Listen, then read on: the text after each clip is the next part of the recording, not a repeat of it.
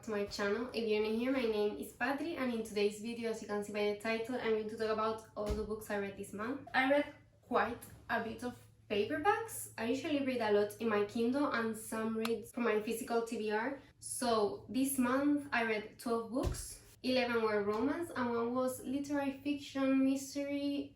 I wouldn't know how to explain it, but we'll talk about it later. And my average rating was a 4.06, so really good. The first book I read was on my Kindle. It was Out on a Limb. This book is about Win and Bo. They meet in a Halloween party. They hit it off, they end up in bed together, and then she finds out she's pregnant. It's called Out on a Limb because he doesn't have a leg and she has like, I don't know how to call it, but when you're born with a small hand instead of a full hand. I really enjoyed this book and I gave it a 4 stars. I don't really want to get more into it because I don't want to spoil anything. When I went into the book, I didn't even know it was like pregnancy trope. Then the next book I read this month was The Last Letter. Okay, this book is really sad.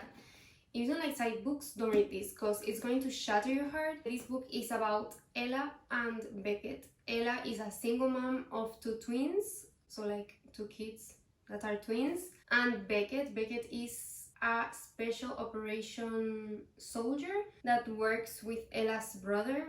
They start exchanging letters, but she doesn't know what his name is because he's a special operation. They don't know where they are. They can't tell their names, so he needs to use a nickname to write letters. And basically her brother dies and he sends a letter, like his last letter to Beckett, says that he needs to go to where Ella lives and help her out because she's a single mom, she has a business, there's problems in the family, so she needs help. But the thing is, he goes, but she doesn't know who he is because he didn't tell her his real name, and he stopped writing letters to her when her brother died. Again, if you don't like sad books, don't read this because it's going to break you.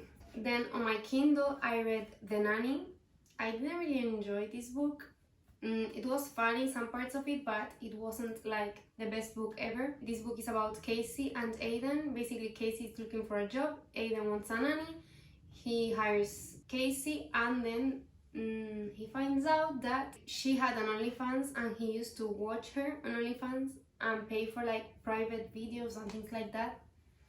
So yes, the book's about that, but I think the idea of the book, I don't know, something was missing in the book, you know? Then I read another physical book. I read In a Jam. This book is about Shay and Noah. Shay's step-grandmother dies and she leaves her farm to Shay. Shay used to live in this farm when she was in high school, and the will says that she can keep the farm if she lives, I think, 50% of the time for the next year in the farm, and she's married when that time period finishes. So she doesn't have a boyfriend and she doesn't know if she wants the farm, but she decides to move into the farm and just go with the flow. And she meets up again with her neighbor, which used to be her friend in high school, Noah. And basically now Noah is the owner of the farm next door and he's the guardian of his little niece, which thinks she's a pirate. She's like really cute. I love when children are like well written in books. I give this book a 4.25. I really enjoyed it. They have, and like this author has another book that's already out, I think, which is in the same small town, farmer's town, and I have it on my Amazon cart because I really enjoyed the writing, the story, the town, everything. Then I read on my Kindle again A Million Kisses in Your Lifetime. The first book from this Lancaster Prep series I didn't like. It was bully trope. I hated it, but this one was a little bit better. They still speak about women pretty badly. I don't know why. I'm guessing the author is trying to make them look like asshole teenagers, I guess, but that's not it for me. But it's not like so shown as in the first book, so you can look past it. And basically this book is about Crew and Ren.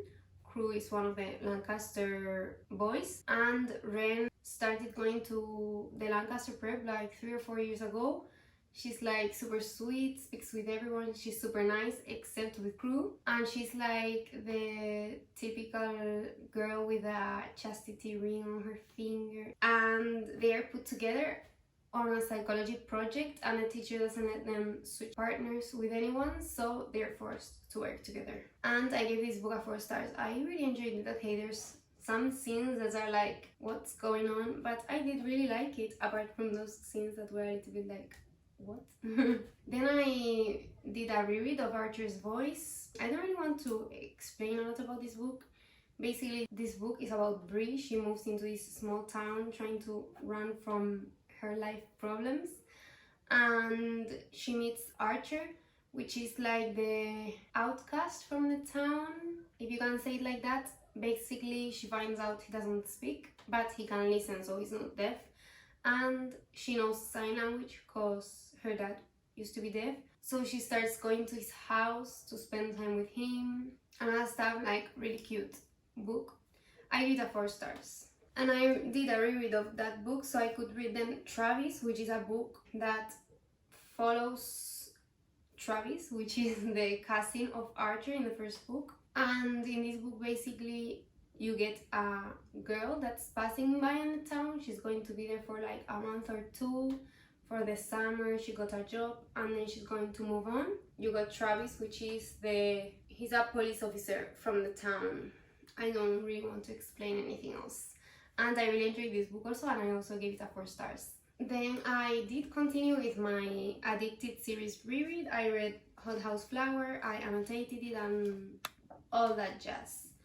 And again, I gave it a 5 stars. I don't want to explain this book because it's part of a series. So I will say that this book is about one of the sisters of Lily, which is the main character from the main Addicted series, because you have the Addicted series and the Calloway Sisters series. The Addicted series follows one of the sisters, and the Calloway Sisters series follows 2 of the sisters from the other main character. So this is one of the sisters, but I don't want to explain what the book is about because it's spoilers, you know. Then I read Nanny for the Neighbors. Okay, this book, I don't know what to say. This book is a reversed RM. So basically, this girl has 3 neighbors that are roommates, and someone leaves a baby on their doorstep, and they're like, what do we do? And they call her because they know she's a nanny, so she starts helping them.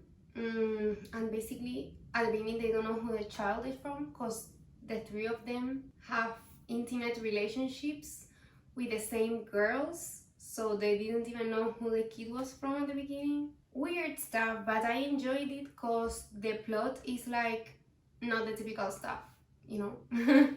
And I gave this book a 4 stars. Then I read Where the Crawdads Sing. This book wasn't what I was expecting. I thought it was going to be like a mystery, romance, all that jazz. It isn't. It's more of a literary fiction with some mystery thrown into the mix. The book is good, don't get me wrong, the book is really good, but it's not my vibe, you know? And it's written in 3rd person, I don't know. It wasn't my vibe, but I really appreciate the book and I really liked it, but I give it a 3 stars because it's not my type of thing.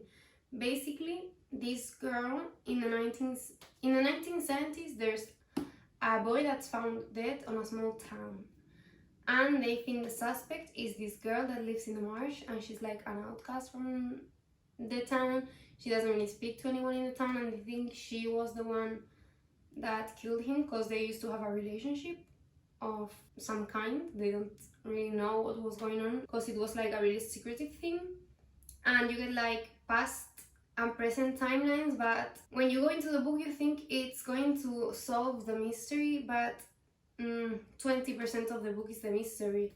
You're really getting her life story basically, but it's a really good story. I want to watch the movie because it also has a movie. Then my last 2 books of the month, I read The Simple Wild. This book was really good. I really enjoyed it. Basically, this girl gets a call. She lives in Toronto and she gets a call from her dad's friend saying that he has cancer, so she should go and visit him.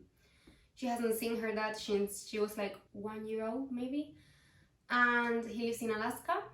He has an airplane company. So basically she decides to go to Alaska and she needs to figure out her relationship with her dad at the same time as trying to avoid her grumpy neighbor and her dad's worker, Jonah, which is a really grumpy pilot.